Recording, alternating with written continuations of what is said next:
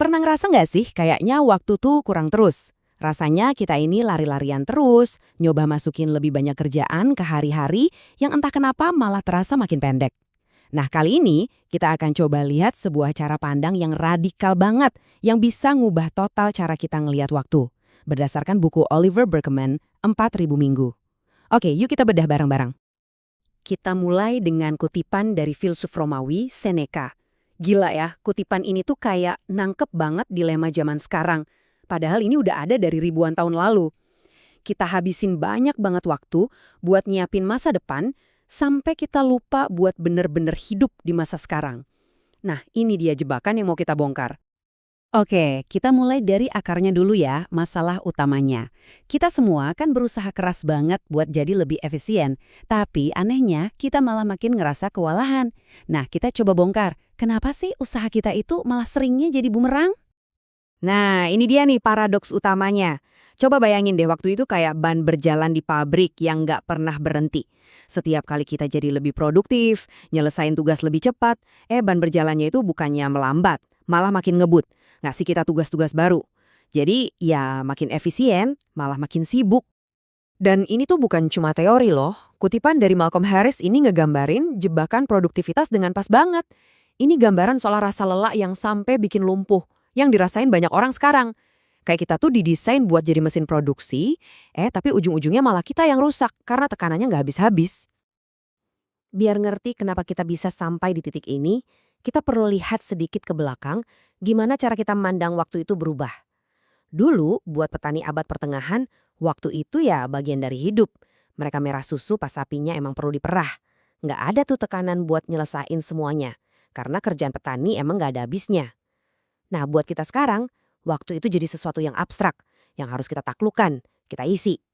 Jadi intinya, kita udah ngubah waktu dari medium tempat kita hidup jadi sumber daya yang malah bikin cemas.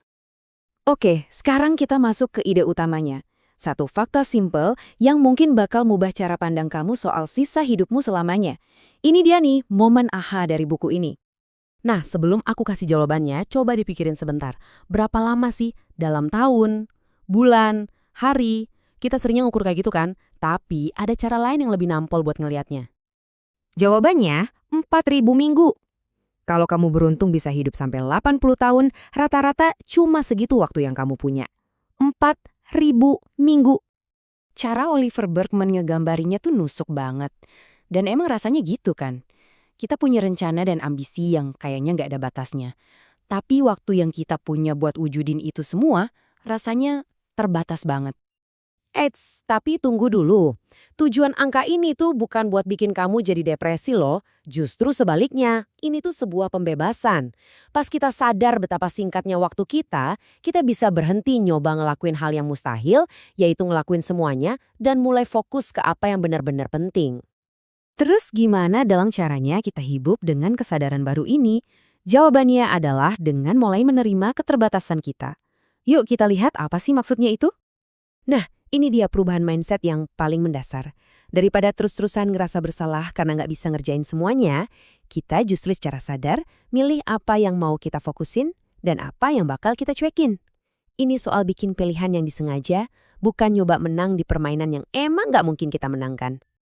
Ini kedengarannya aneh, tapi strateginya adalah jadi penunda yang lebih baik. Maksudnya bukan jadi pemalas ya. Pertama, bayar diri sendiri dulu.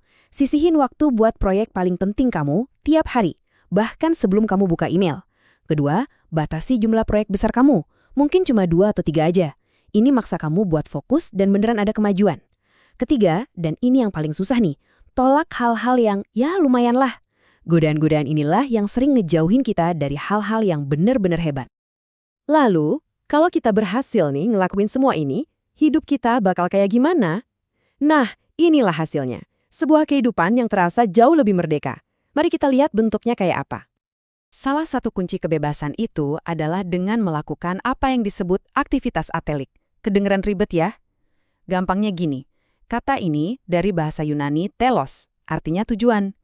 Jadi, ini adalah aktivitas yang nggak punya tujuan akhir. Kamu ngelakuinnya, ya cuma karena senang aja ngelakuinnya. Yuk, kita lihat contohnya. Dan contohnya sesimpel ini loh, bisa cuma jalan-jalan tanpa tujuan atau dengerin musik. Coba deh perhatiin poin memainkan alat musik dengan buruk. Ini penting banget.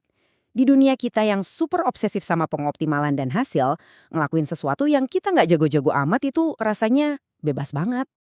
Jadi poin krusialnya tuh ini. Hobi itu ngasih kita semacam ruang aman dari paksaan buat menggunakan waktu dengan baik.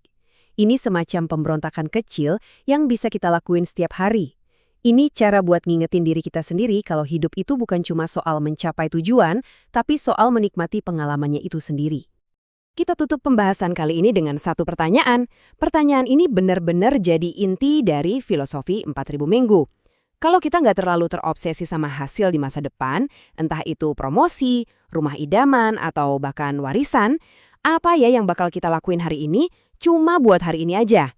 Nah, mikirin hal ini mungkin jadi langkah pertama menuju hubungan yang lebih damai, lebih bermakna, dan lebih nyata dengan waktu kita yang sangat singkat ini.